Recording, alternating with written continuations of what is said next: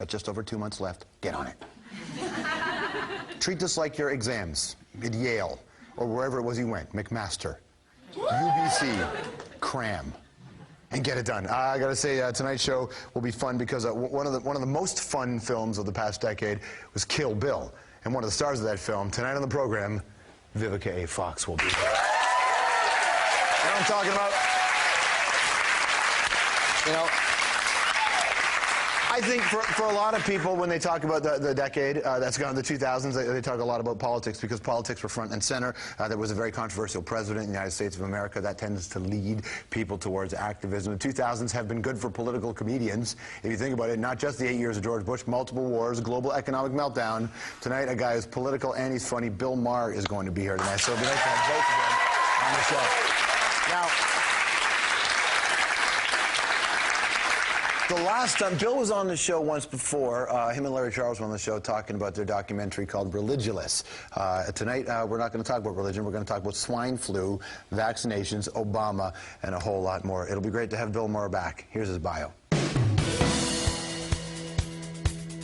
You know, George, if you want someone who speaks their mind, well, nobody does it quite like Bill Maher.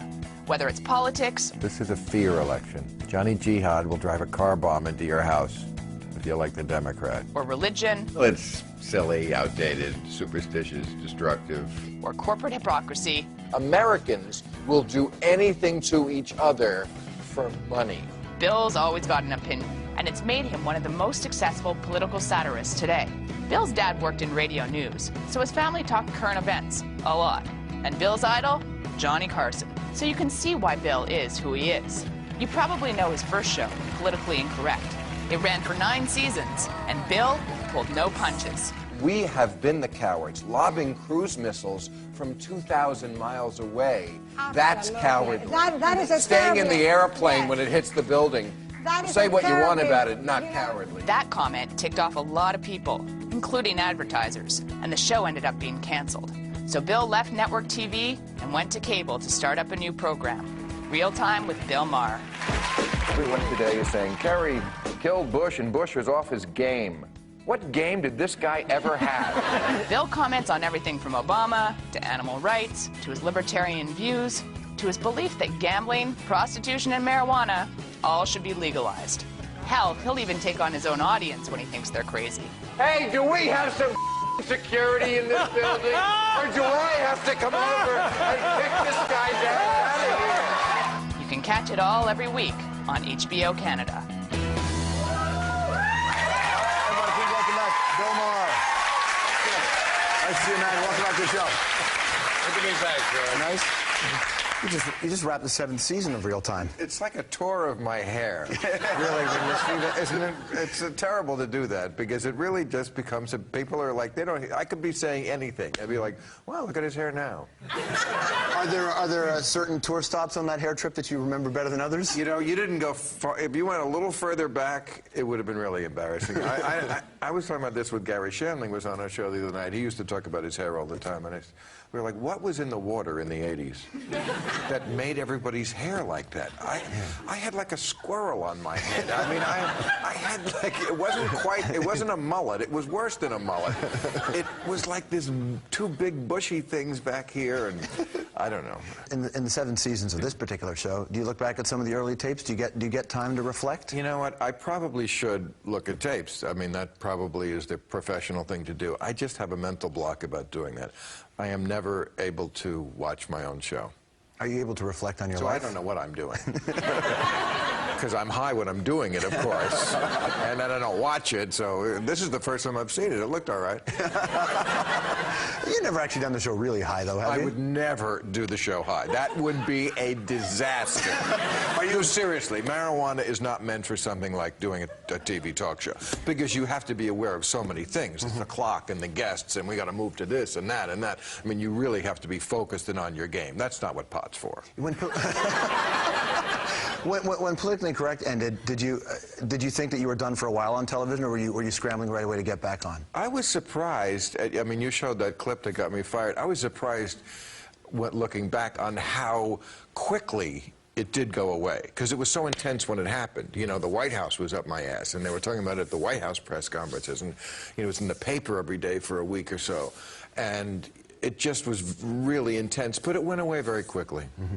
It really did. I mean, 6 months later, people were like, what was that thing you said that got, you know, weren't you in some sort of trouble? You know, it's like, yeah, when I thought they were going to lynch me. So, you know, it was...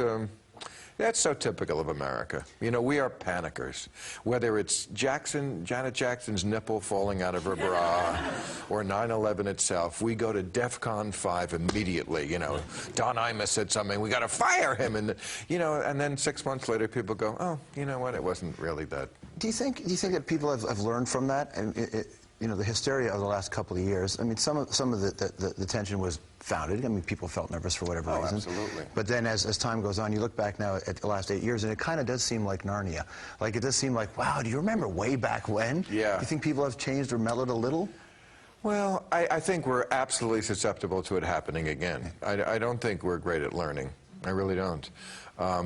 You know, we just had a giant Wall Street meltdown that took down the world economy. It seems like nothing has changed there. They didn't learn a thing. You know, I thought when that happened, naively I thought, I guess, that America would go, you know what, maybe we should get back to making something. Have an economy based on actually making some shit. But no, they went right back to pushing numbers around on a computer screen. They're not selling anything. They just had record payouts for salaries, some big Wall Street firms. Exactly. You know, too big to fail. How about too to save? Yeah. But as you know, that's the funny thing about any view that's... Say that on this, or am say whatever you want. Am I out of line?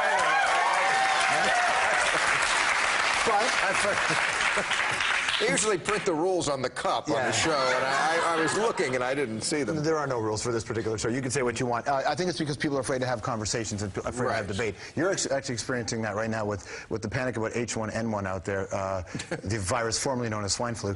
Apparently it's a panic about me. Yeah, it is now.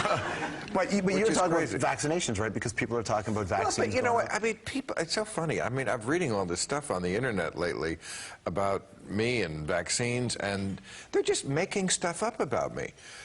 What I said was, I don't want to get the flu shot. Yeah. And I don't. But they have extrapolated this into somehow, I had to go on my own show Friday night and deny that I don't believe in germ theory.